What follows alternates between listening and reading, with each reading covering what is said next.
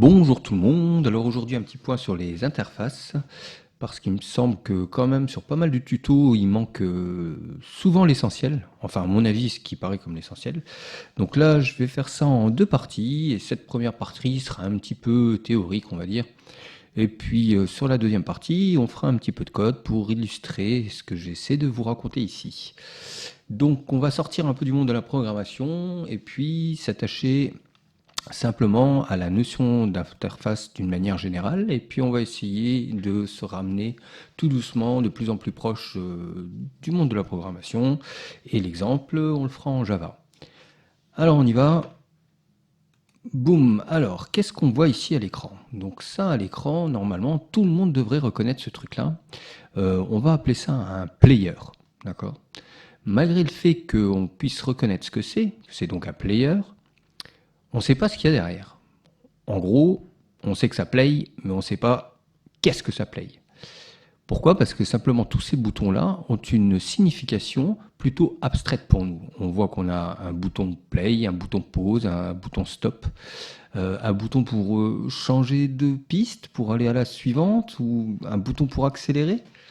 Donc voilà, on a cette notion globale en fait. On sait à peu près ce qui arrive quand on appuie sur le bouton, mais on ne sait pas sur quoi on applique ce qui arrive.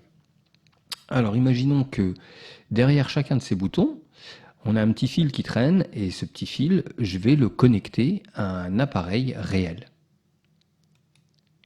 Imaginons que mon appareil soit un lecteur MP3, et que mon lecteur MP3 a une petite fiche ici pour chacune de ses fonctionnalités. Je connecte mon ensemble, hop, clac, et c'est parti, mon lecteur MP3 fonctionne.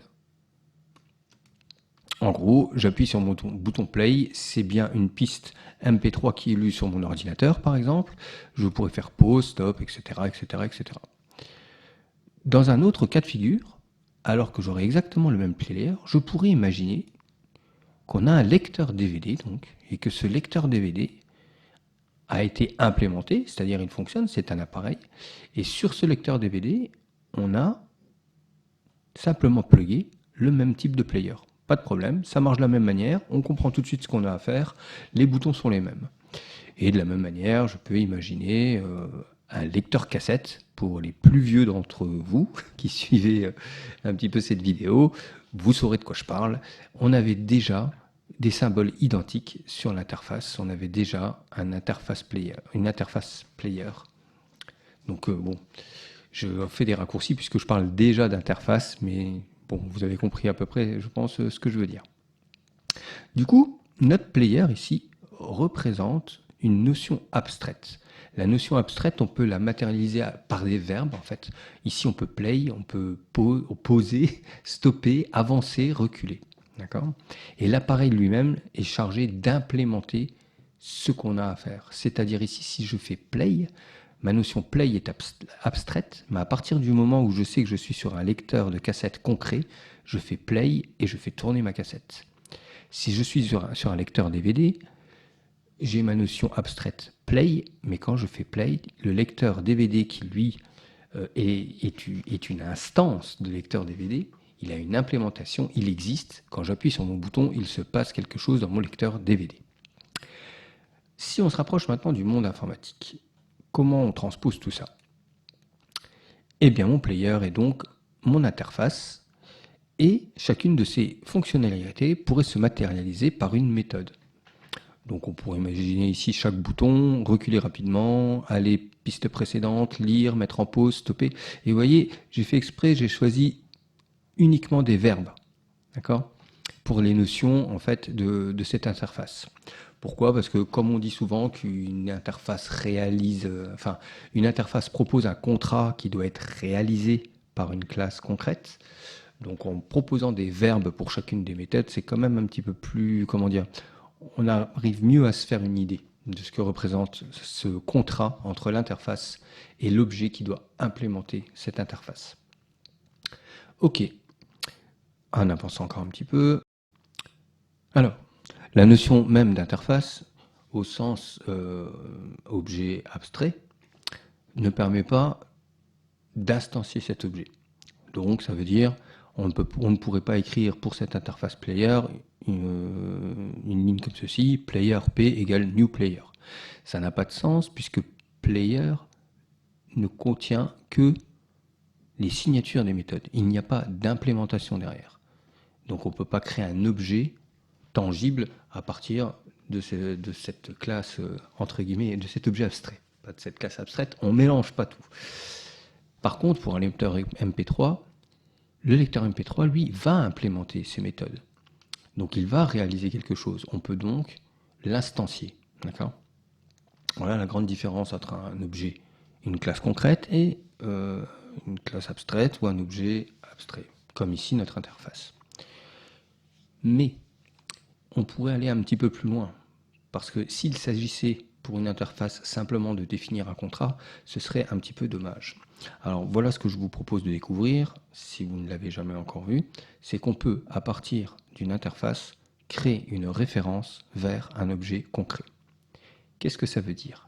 Ça veut dire que lorsque vous écrivez un type, puis le nom de votre variable, new, et puis de l'autre côté le nom d'une classe avec votre petite parenthèse pour appeler votre constructeur, ce qu'il faut bien réaliser, c'est que d'un côté, nous avons le type, c'est-à-dire une coquille réceptrice, entre guillemets. Réceptrice de quoi ? D'une référence. La référence, ce sera le nom de votre variable. D'accord ? On peut imaginer, appeler ça comme un pointeur, si vous voulez, peut-être sur un objet. Et sur ce pointeur-là, qui aura réservé un espace mémoire spécifique, on va ensuite brancher l'instance réelle d'une classe. D'accord ? Donc ici, c'est bien l'interface que j'ai ici. Et cette interface a une référence sur elle. Et c'est derrière cette interface que sera branché un objet concret.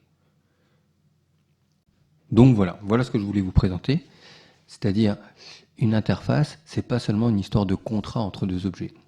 Ça peut aussi représenter une référence sur un objet concret. Comme on a vu tout à l'heure, il faut imaginer ce lecteur MP3 comme un algorithme ou un objet de programmation, de la même manière pour le lecteur DVD, le lecteur cassette, bien sûr.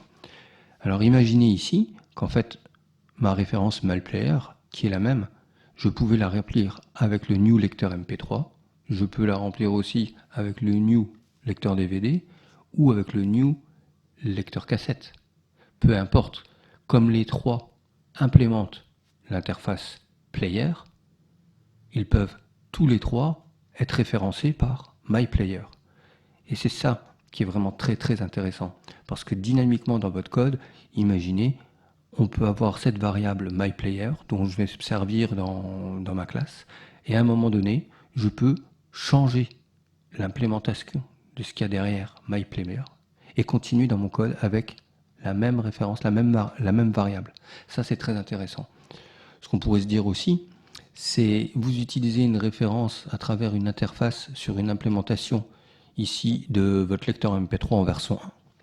Et puis, vos équipes bossent et puis vous avez un nouvel algorithme 2 ans plus tard de lecteur MP3 qui est beaucoup plus intéressant parce qu'il est complètement optimisé de tous les côtés. Malgré le fait qu'il soit optimisé, il remplit toujours la même interface. Il a toujours son petit player, on fait toujours play, pause, etc. C'est simplement derrière les algorithmes qui sont plus puissants. Du coup, votre objet en version 2, vous aurez simplement à le plugger sur cette interface, et puis c'est parti. Tout le reste du code ne changera pas. À partir du moment où il remplit, entre guillemets, le même contrat, on est reparti. Et on peut faire la même chose avec les différentes versions de votre lecteur MP3, les différentes versions, on va dire, du lecteur DVD, etc.